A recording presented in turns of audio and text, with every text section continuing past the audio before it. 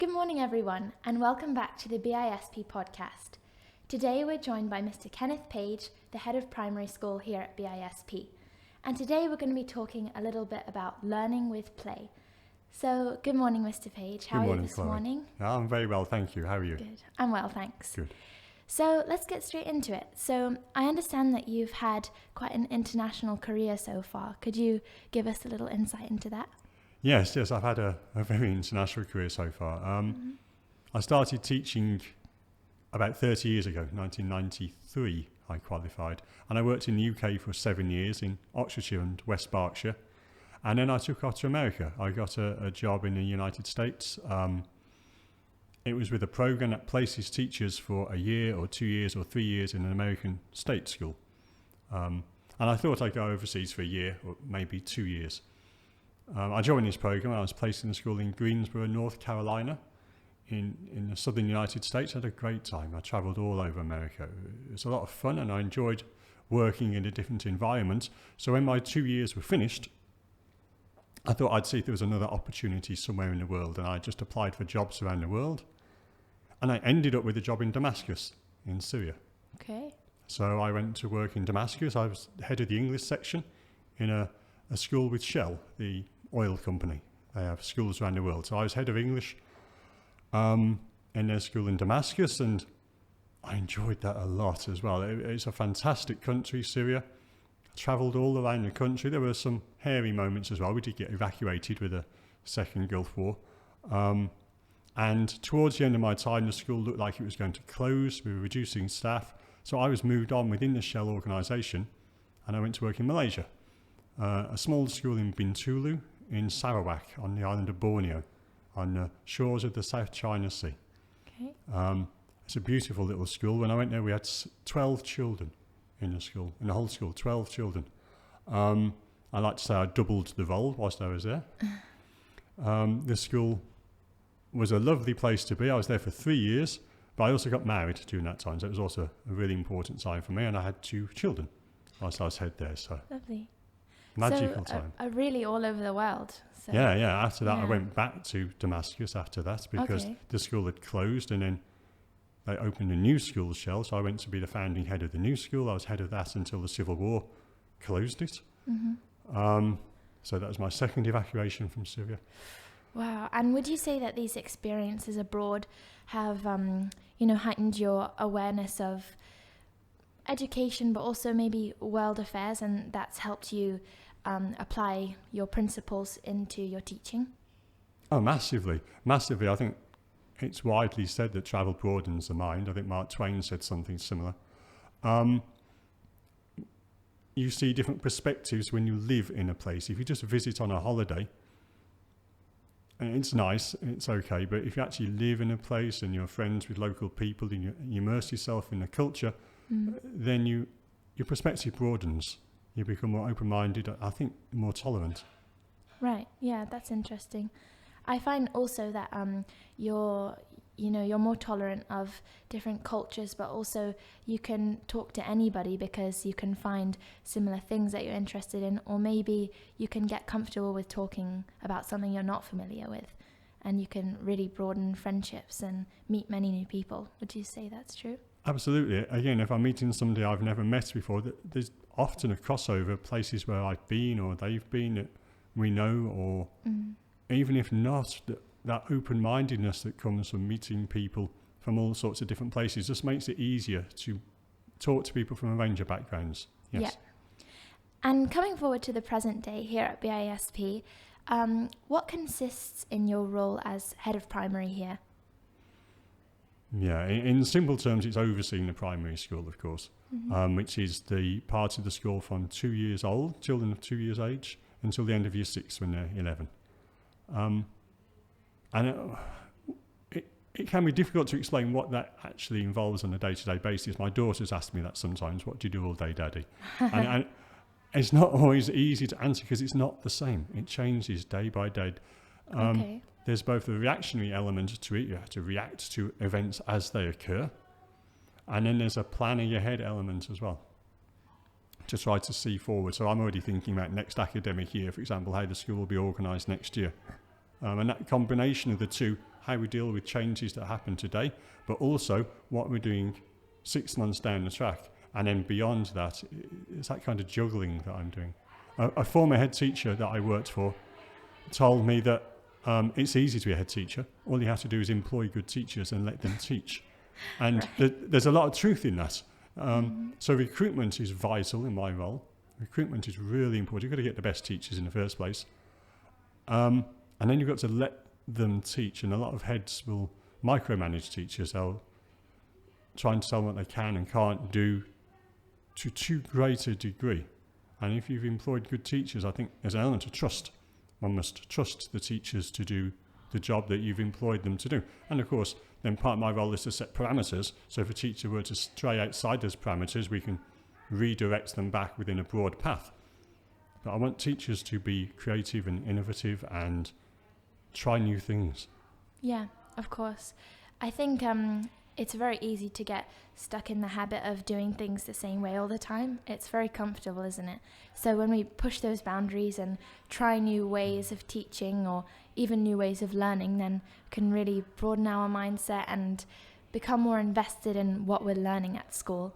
And I find this is the case for me. Is that your intention in trying to broaden the range of teachers that we have here in the primary school? Yes, I think primary school lends itself particularly to that experimentation and that exploration, trying new things in different ways. It's a relatively free section of education. We are not bound by external examinations. We're not driven to achieve a certain end by a certain point.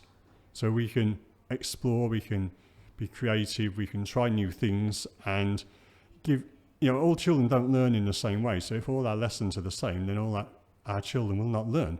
So if we try lessons in different ways, in different formats, give children different ways in which they can progress and grow, surely that's beneficial, and that's what we're trying to do. Right, because one size doesn't necessarily fit all.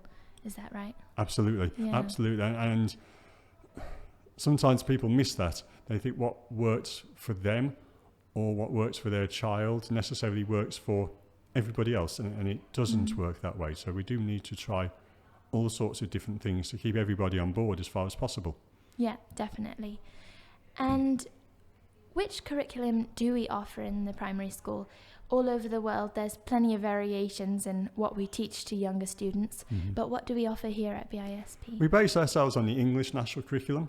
I sometimes think we get too tied up with curricula. I think people get too bogged down with that. So I worked with the North Carolina state curriculum in the USA. I've worked with the IPC, that's the International Primary Curriculum. Obviously working with the English national curriculum, which I've probably worked with more than any other single curriculum. And whilst there are differences, the similarities are more than the differences. People highlight the differences, but we are still in the primary school fundamentally trying to teach them to learn to read and write, learn basic mathematics, and then take an interest in the world around them, to explore the possibilities and to develop the attributes towards positive learning in the future. That's the same to all curricula. The English national curriculum is perfectly good. And we follow it quite closely for English and mathematics.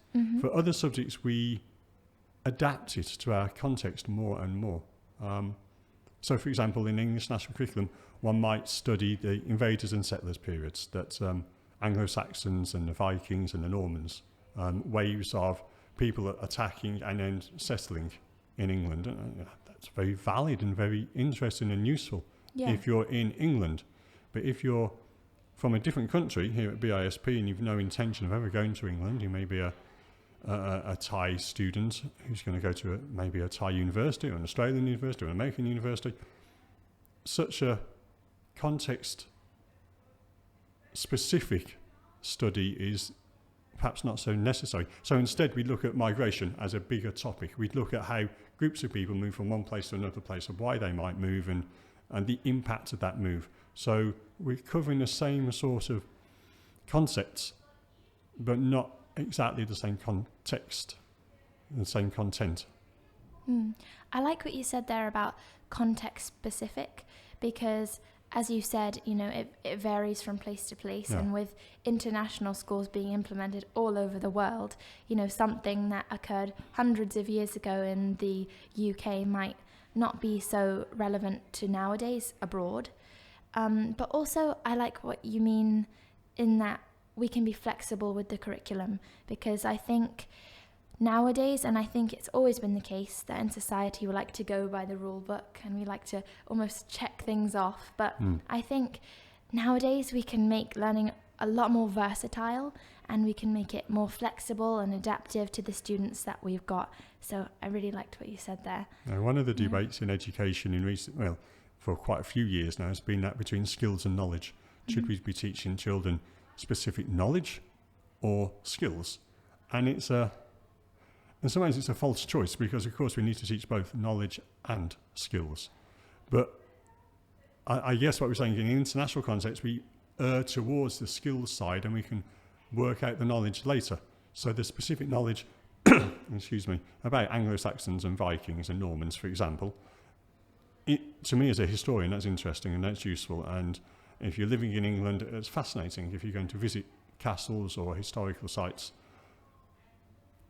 But it's what's more of use in a generality is that general understanding of why people would move from one place to another place, which would involve leaving behind where they've grown up. It's an emotional problem.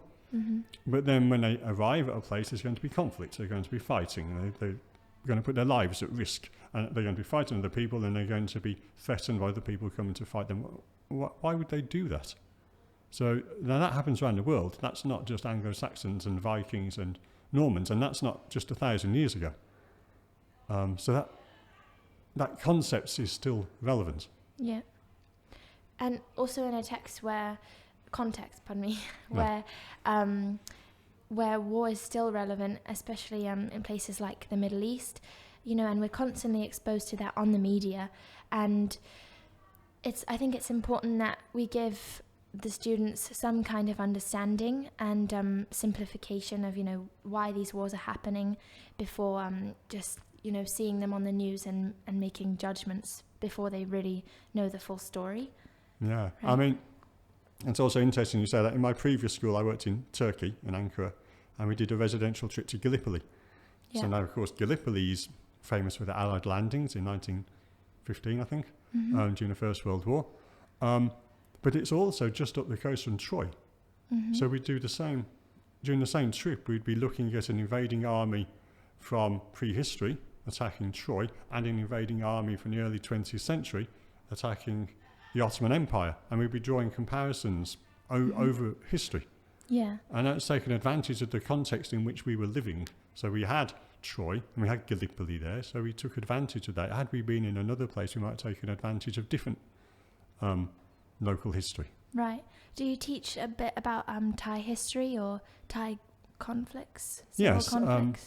Yeah, so for example, we're close to Heroines Monument here, and earlier this term, was it the Year 2 children? I hope I'm right in it. I think it was the Year 2 children were dramatising the story connected with the Heroines Monuments, for example.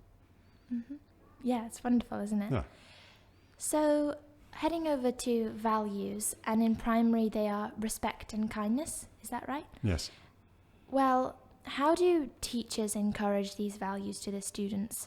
Because once you've let them into the playground, they're kind of course they're supervised, but we can't always control what's going on in between friendships and, playmates. But how do teachers encourage these values to be respected by students? Yes, it's a process. It's not an event. So at the start of the year, there would be an event, I suppose. The teachers would talk about respect and kindness. What does it mean? They'd define it with their class. They'd talk about examples of instances in which a child might show respect or might not show respect, and what might they do and what should or shouldn't they do, and how can they be kind, how can not be kind. And they would periodically revisit that in lessons. But it's more than that. I'd hope all the teachers, I include myself in that, of course, would model respect and kindness all the time, and explicitly so. I hope I am constantly respectful and kind in the school. I do aim to be. And I think most of the teachers, in fact, all the teachers are, I believe. And then whenever we talk about behaviour, we try to talk about respect and kindness. Okay. So if children are well behaved, we'd say that's good respect, or that's very kind of you. Or if they're badly behaved, I'm sorry, that's not very respectful, or that was unkind of you. If a child holds a door open for me, for example, as I walk down the corridor, as I often do in this school, I try to say, thank you, that's very kind, as opposed to, thank you. So trying to push that idea of being kind and respectful. When we have assemblies, which unfortunately we haven't had as many assemblies as we'd like recently, but assemblies are often based around a theme of respect and kindness. There are displays prominently around the primary school about respect and kindness. When children get colour team points, they actually get a respect card in primary school, and it's called a respect card. So we try to make it run through everything we do, as well as having those particular lessons or events where we try to highlight what we mean by respect and what we mean by kindness. And I hope we're in a position where most children know respect and kindness are the words I'm looking for when I'm asking what words am I looking for. It's become also almost cliched, but in a positive way. That, oh yes, he means respect and kindness. It's just so embedded in what we do, I think.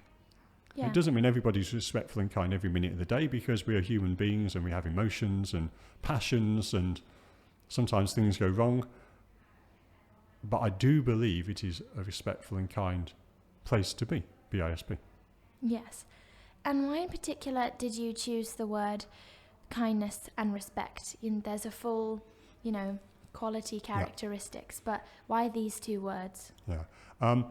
I came here 4.5 years ago, and the first thing I did with the staff was to talk about what value or values should we promote within the school. We had a long discussion about it. Now, actually, I'd used respect in previous schools, so I did come with that in my back pocket. But I didn't force it. We had a debate over the course of probably a whole day on the inset days at the start of the school year, and we settled on one word: respect. We said we're going to focus simply this year on respect. Maybe next year we'll do something else, we don't know, but we'll just focus on respect this year. We'll make a big deal of respect. And what some of the teachers of younger children found was that soon became kindness. That somehow it became easier to say kindness than respect to the younger children. Maybe it's an easier concept to understand. Right. And so respect was a conscious decision by us as a staff that we are going to focus on respect, and kindness kind of grew organically in connection with that, and they soon became a pair. We realised that kindness is not the same as respect, although there are lots of linking features.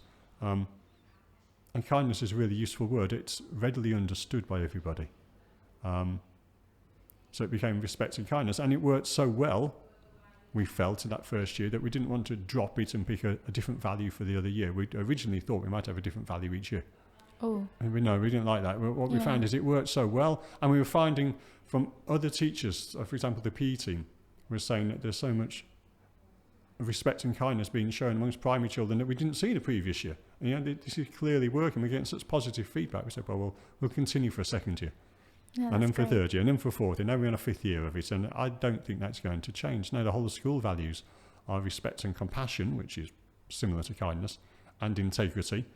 Our question becomes, do we need to add respect and kindness to something to represent integrity? Do we need respect, kindness, and honesty, or some third value, or do we leave something to be explored further in secondary school and stick with respect and kindness? We don't know an answer to that one yet. Right. And so these kind of values lay a foundation for people to be able to interact in a positive way. And does that help in the learning? Does it? Because if we don't have these core values, then maybe it's not so easy to get along and, respect each other. So do you think that this has helped boost learning and productivity together and working in groups for the students? Yeah, of course. I also have this phrase which I've used in previous schools, I guess where respect comes from, that I want to work in a happy school where everybody's safe, treated with respect and encouraged to learn. And what I find is that if people feel safe, I find it's obvious, if people feel safe and they're treated with respect and they're feeling successful in their learning, they will be happy. So the happiness comes as a result of safety, respect and learning.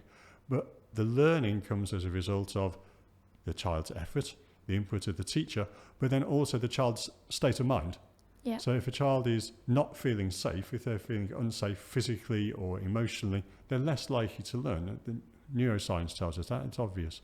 And if a child is feeling upset because they're disrespected in some way or disengaged because they're disrespected, then again, they won't learn.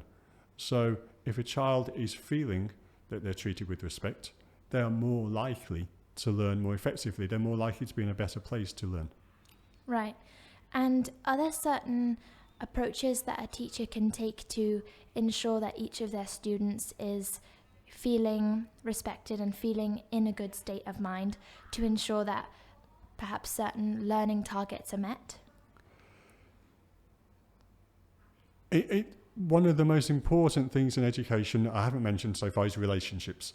I think learning is a relational activity. So that relationship between the teacher and the students is crucial. We'll all know from our own experiences times when we've excelled in a subject in some way. That's down to the teacher. The teacher somehow motivated us more than another teacher might perhaps have done in the same situation. So how a teacher interacts with the children is crucial, and hopefully a teacher does that with kindness and with respect.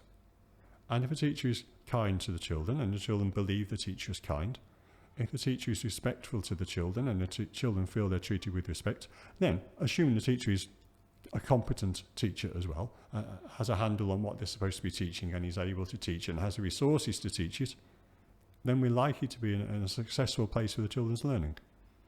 Right.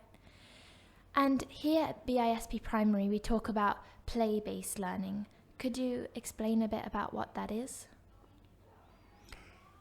Yes, we talk most about play-based learning in early years, I suppose,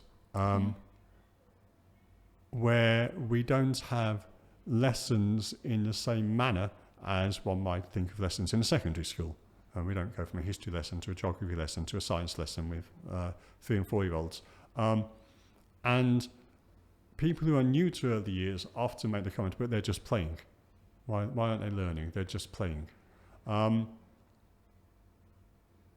I guess play-based learning is to try to put that word learning alongside play to emphasise that the whole point of the play is the learning.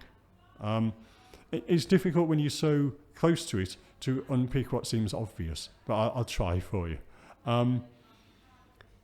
For children to learn, they have to have certain attributes. Perseverance, for example. A child needs to try and try again at something. How do you teach that to a 3 and 4 year old? The answer is through play. When a child is playing, they get engaged in play, they will persevere again and again and again. We build up their perseverance through play. We want children to be creative. We want our young people to be creative.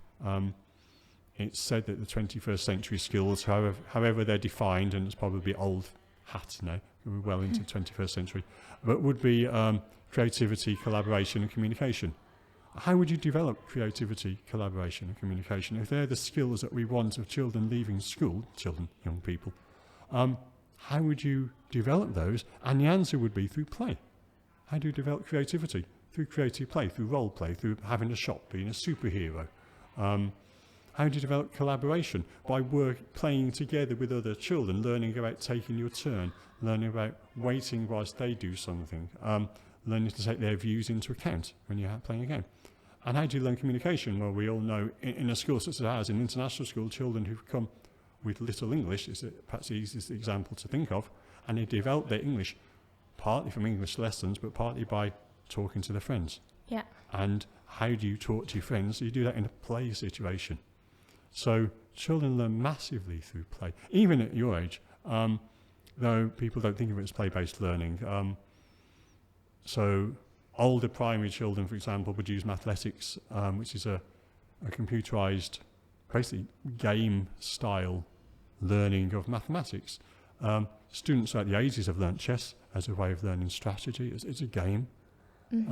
So you would say that play-based learning moves up from early years to more the year 5, 6s of the primary school? So yes, but it's in a implementing different format. It's in a different format. So in the early years, it's explicit through the majority of the day.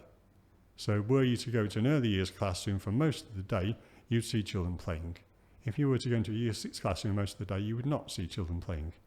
But if you were there for a week or 2 weeks, you would see an element of play in what they're doing. And we'd hope that element of play is helping them to learn.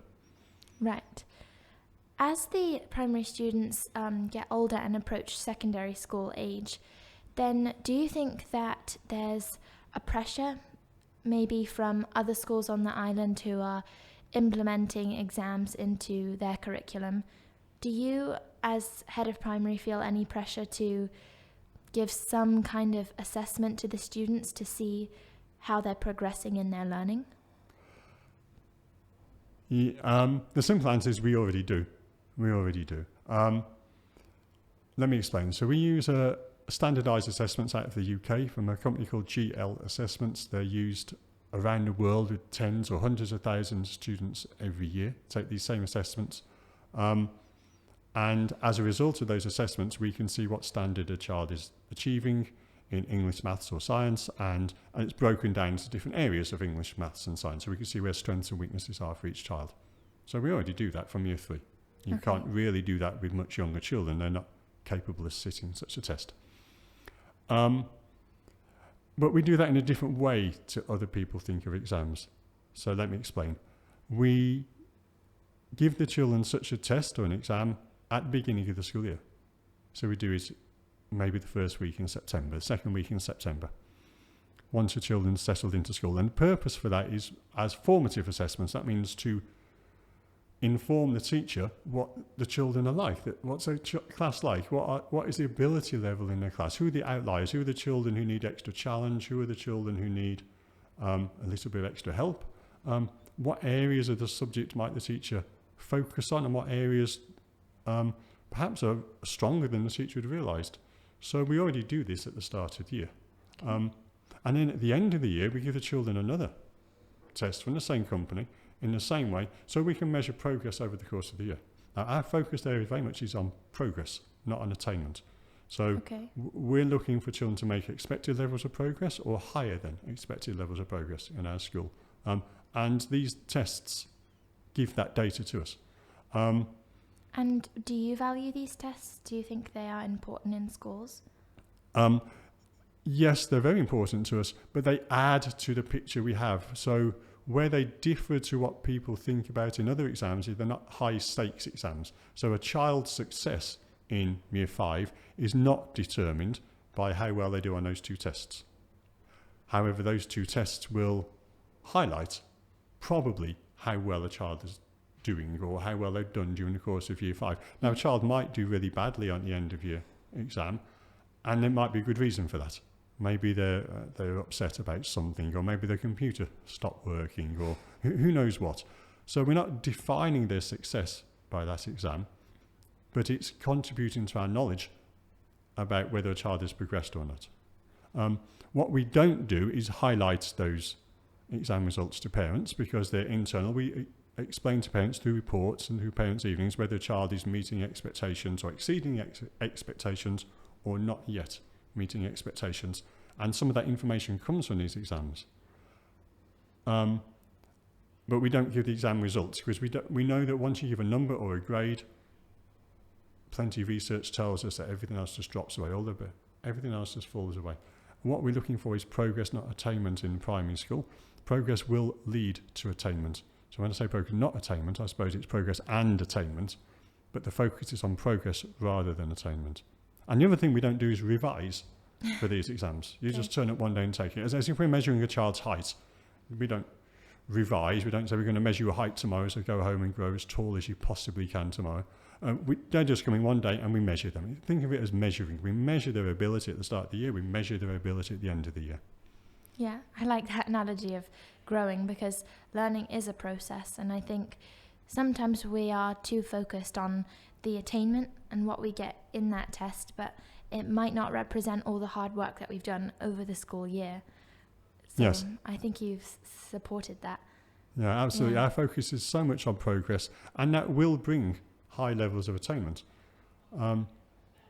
But to judge a child on their success or failure simply on how they perform on one test is harsh. Now, one might suggest that's harsh even at IGCSE, and that's a different question. But it certainly is harsh when you're 8 and 9 years old. Yes, definitely. So moving on from assessments and all of those things, we have a really diverse community at BISP.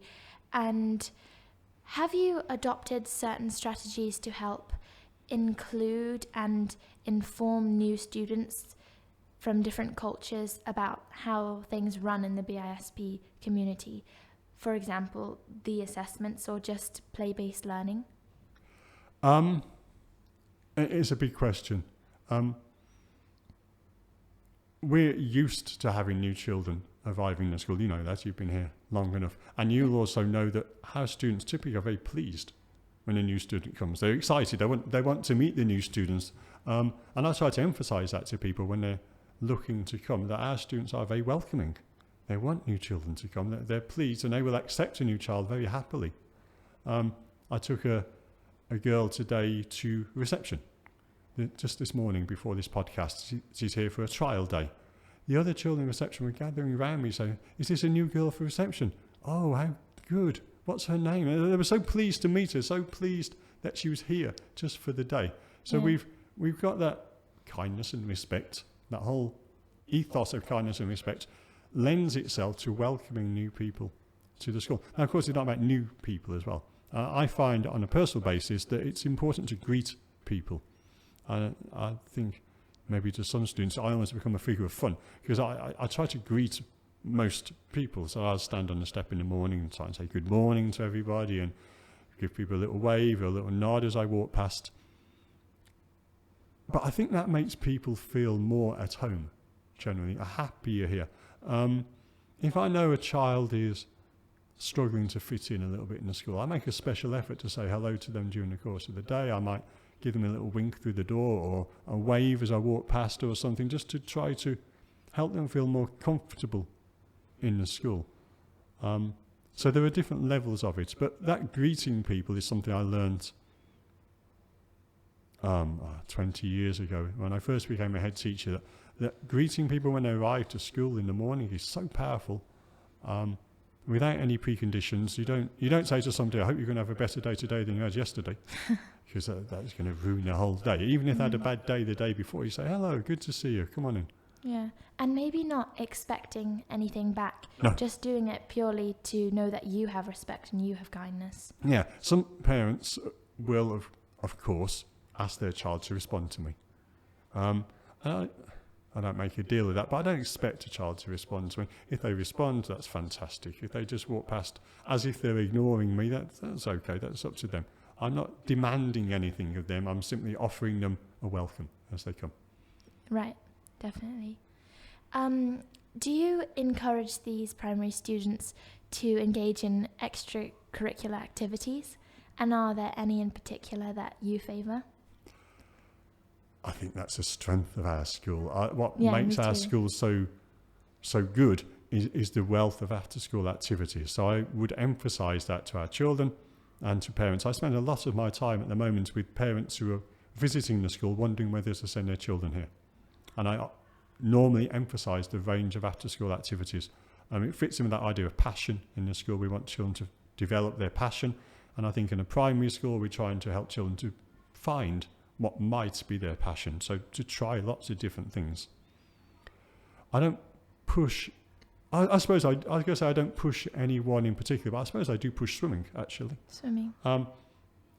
We are on an island. We are on an island. And when I'm showing parents around the school, of course, the swimming pool is prominent. So I mention that. But it's always been important to me. You know, I got twin daughters. And when they were born, it was important to me that they would learn to swim. And swimming is one of those things they say that you learn in school that will save your life, compared to most of the things one learns in school. But now we live on an island, and we live in on an island, not only surrounded by sea, but an island where swimming pools are commonplace. People go to swimming pools a lot, or around swimming pools a lot. And there are also open pools around the island. There are lakes, there are waterfalls. We want our children to survive, but then also to enjoy these things. I think there's enjoyment to be had in being in water, and it would be a terrible shame if children can't enjoy that simply for lack of swimming. Lots of people here go boating, diving, snorkeling. All these opportunities are there if children can swim. So I suppose I do favour swimming. I hesitate to say that because there are other... They're all important. They're all important, but certainly I do highlight swimming. Definitely. I think it's really important that we learn to swim at an early age, especially on an island, in a hot climate, because it's wonderful to enjoy the natural bodies of water and also to be safe when we go on excursions out at sea or something. Yeah. So have you, in this context that we're living in for the past 2.5 years, the pandemic, how have you supported your teachers? Because we've had to adopt new ways of learning that are very unfamiliar to us beforehand. How have you supported your teachers in so much uncertainty and so much change? It's been a very trying time, and it still is, if we're frank about it. At the moment, we're stretched in primary school today in terms of staff absences, but we are managing. How do we support staff? I think I go back to what you said earlier. One size does not fit all. So sometimes one does something to support staff, and that will work for some staff and may even irritate other staff, may have a negative impact on other staff. So it's difficult to strike the balance. I think I've used a twin analogy of my role in the past of both kind of similar to the ozone layer, if it's a slightly forced analogy, in that I'm filtering out harmful rays from the teachers. So the teachers are on the ground. If I'm the ozone layer, then harmful rays are being absorbed or deflected by me. Some will still get through to teachers and they'll still have a tough time. But part of my role is to protect teachers as far as possible from those harmful rays. And what would you say could you give an example of these harmful rays? Yeah. I still want teachers to be innovative and creative and find positive ways to engage with children. That's the same whether we're doing in a pandemic or not. Okay. So I would want to encourage teachers to do that, and for them to know that if they fall flat, if it doesn't work, if it goes wrong, I will support them. So it's that twin kind of trying to protect teachers from the worst of what's going on, and also to allow them that freedom to be creative and innovative. Our teachers have done a fantastic job. Over the last 2.5 years, we've moved from never having taught online before to being really quite expert at it. I'm really quite de-skilled now. So 2 years ago, I could cover a class, no problem really, for primary school. I could walk into a classroom and then in a minute or two, I could cover a class. I'm experienced. I've been teaching for 30 years. I can't do that online. I don't have the skills. Our teachers have been so upskilled in the last 2 years. And one of the things we've tried to emphasise is how much teachers have developed during this time. Yeah. Their technical skills are magnificent now. Yeah, they've really become flexible and adapted to the context. What we found, even for children in early years, remarkably, they've made good academic progress with online learning, even in early years. And certainly through Key Stage 2, Year 3, 4, 5, 6. Children's academic progress doesn't really seem to be impacted when they go online. Not massively. It depends on the child. It depends how well motivated the child is and how well they engage. But standards have not dropped in the same way as we're hearing around the world. We're hearing around the world about children having lost a year, fallen well behind, having to catch up, having to make up the time they've lost. We're not finding that here. And that must be down to the job that our teachers have done. Yeah, both students and teachers and all members of the community have done a really great job to pull through in a very uncertain time. So once we got past that first howl of outrage, I think, from everybody, and we just settled down, so let's get on with this online learning. Parents, children, staff are all pulled together in the same direction, and it's been remarkable.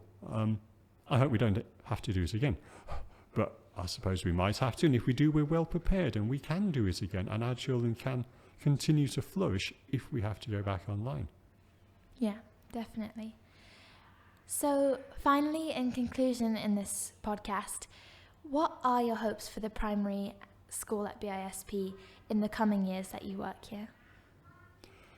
Well, of course, we've been hit by the pandemic. Our student numbers are still healthy, but not as healthy as they were before the pandemic. So I'd like that to pick back up. There's a happy medium in terms of numbers. If you don't have enough children, there are fewer opportunities for things to happen. Okay. And that can happen on a class base or on a broader base. So in a class, if you have a small class, we had a class of 6 or 7, it makes interaction difficult, it makes learning difficult. If you've got a large class of 40 or 50, it's too big. So there's a happy medium, which we think is 15 to 20, something like that, in that order. So we'd like to have 3 classes in each year group of 15 to 20 children, I suppose. Residential trips have been curtailed. I'm thinking that now year 6 are out on a trip at the minute, so they're here in Phuket and having a great trip. I like the fact that we used to take trips off the island. It'd be great to be able to take trips back off the island in primary. We haven't done that for a couple of years. I think it's just about rebuilding after the pandemic. It has been difficult for lots of people. I think probably more difficult for staff and parents than for children, which is testament to the work that staff and parents have done. Mm-hmm. But just to maintain and grow from where we are, I'd like that respect and kindness to become so embedded that 10 years after I've left, it's still here. Yeah. So your message would be to pick up from where we left off, but with a new mindset from what we've learnt in the past, and also always keeping in mind the primary values of respect and kindness. Yes, I think so. Keep the respect and kindness, and then keep moving forward. Keep being innovative, keep being creative, keep finding new ways. I don't know what they are yet. If we knew, we'd be trying them already, but keep finding new ways to engage children in their learning and to keep them motivated and excited. Yeah, definitely. Thank you very much for joining us, Mr. Page. And thank you everyone who listened to this podcast. And remember to value respect and kindness. Thank you and see you next time. Bye for now.